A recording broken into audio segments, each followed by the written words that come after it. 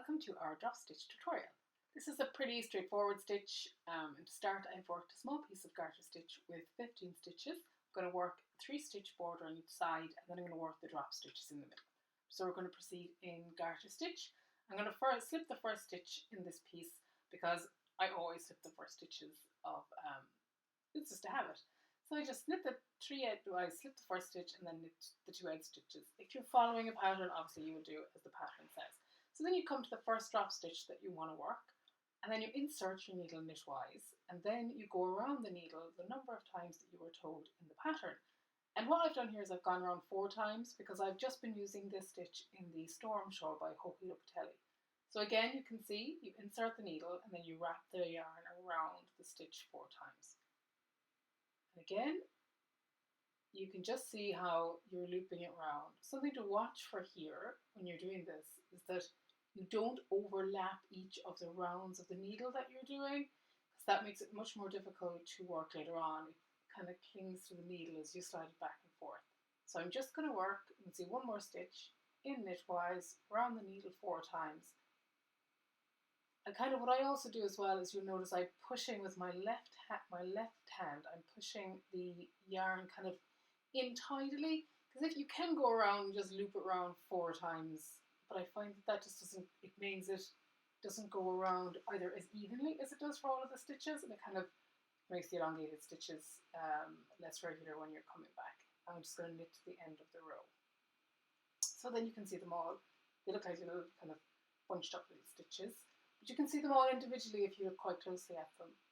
So I turn the work, and then I'm creating my border again with my slip stitch, knitting 2 regular stitches. Now, when you come to this, you're going into the stitch knitwise, like you would normally, into 1,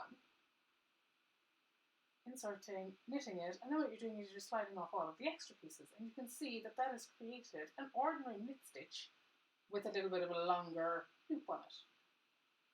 And you do that again, you slide them off. Be careful not to slip the stitch, the next stitch off as well in your enthusiasm for doing it. And as you can see, you just slip them all off, and it creates, you can see how the stitches are longer, but they still look very much like garter stitch stitches.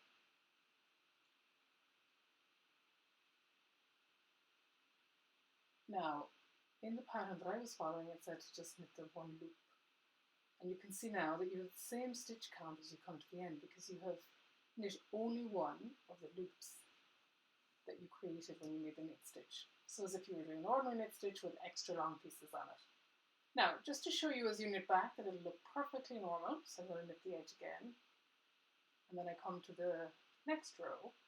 You can see here how that's your stitch, and then you have your other stitch above it, like a regular stitch. You work into it as if to knit. They're a little bit loose, and it'll take a couple of rows before it feels like a solid piece of kind of knitting again, because it makes it airy. You can just knit to the end.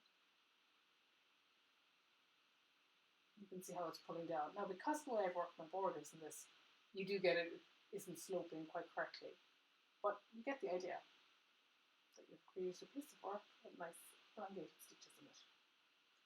There they are, all your stitches. Because what they do is when you're blocking them as well, is that this piece of work will become a little bit more regular in shape as well, because you need to pull out the work.